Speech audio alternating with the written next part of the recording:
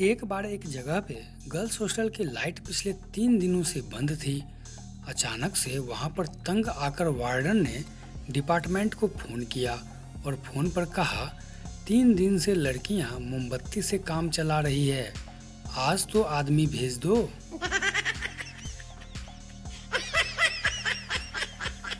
एक बार पप्पू समुद्र में सफर कर रहा था। अचानक से समुद्र में आए एक भयानक तूफान के कारण उसका जहाज टूट गया और वह एक तैरता तैरता एक टापू पर पहुंच गया। टापू पर पहुंचने पर उसने देखा कि टापू पर एक भेड़ और एक कुत्ता पहले से ही वहां पर थे। तीनों की आपस में गहरी दोस्ती हो गई क्योंकि वहां पर और कोई था ही नहीं। तीनों अपना ज्यादा समय इकट्ठे ही बिताते थे। शाम को बैठकर सूर्यास्त का नजारा देखते रहते थे तीनों।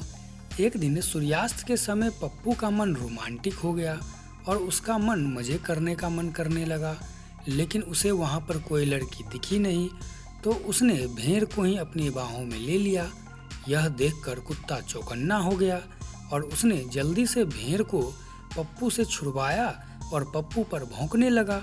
पप्पू समझ गया कि कुत्ता भेड़ को बचाना चाहता है, इसलिए वह उसे छोड़ दिया और वहां से हट गया।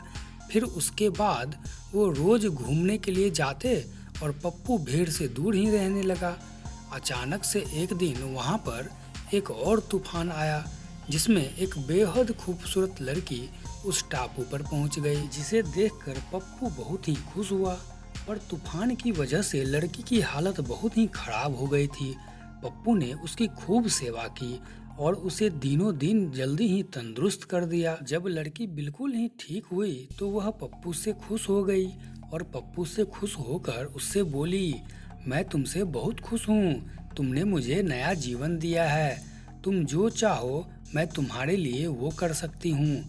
यह सुनकर पप्पू बहुत खुश हुआ और वो लड़की को अपनी बाहों में लेकर उसके कान में धीरे से फुसफुसाया, क्या तुम इस कुत्ते को थोड़ी देर के लिए घुमाने ले जा सकती हो?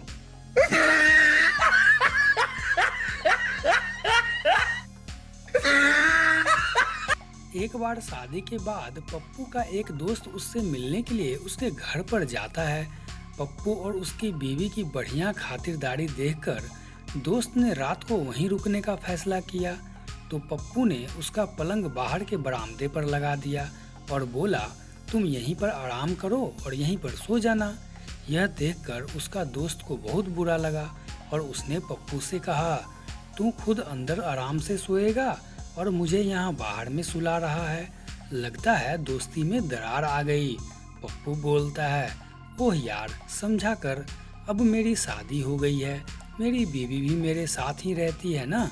पर दोस्त पप्पू की बात से संतुष्ट नहीं हुआ, तो हार कर बेचारा पप्पू ने उसका अपने कमरे में ही लगे सोफे पर सोने का बंदोबस्त कर दिया। आधी रात के करीब दोस्त उठा और पप्पू से बोला, यार मुझे यहाँ सोफे पर बिल्कुल भी नींद नहीं आ रही है, मैं भी पलंग पर ही सोऊंगा तुम्हारे साथ। पप्पू बोलता है, अरे यार, यह कैसे हो सकता है, पलंग पर तो मैं अपनी पत्नी के साथ सो रहा हूँ। पर पप्पू का दोस्त फिर भी नहीं माना और पप्पू से कहता है, दोस्त तू बदल गया है, लगता है दोस्ती में दरार आ गई है। दोस्त की यह बात सुनकर पप्पू को थोड़ा सा बुरा लगता है, परंतु वह फिर उसे अपने साथ अपने पलंग पर ही दाईं ओर सुला लेता है और खुद उसके और अपनी पत्नी के बीच में सो जाता है। कुछ देर के बाद दोस्त फिर उठता है और पप्पू से कहता है, मुझे पलंग के किनारे पर नींद नहीं आ रही है क्योंकि मुझे डर लग रहा है कि कहीं मैं यहाँ पर किनारे से गिर न जाऊं, इसलिए मैं तो बीच में सोऊंगा। पप्पू बोला, ऐसा कैसे हो सकता है, दूसरी तरफ तो मेरी बीवी सो रही है ना, तू बीच में कैसे सो सकता है? दोस्त बोलता है, मैं ना कहता था ना तू बदल गया है, तुझे अब मुझ पर तो भरोसा ही नहीं रहा, देखा आ गई ना दोस्ती में दरार। पप्पू फिर उसकी बात मान लेता है और उसे अपने और अपनी पत्नी के बीच में ही सुला लेता है।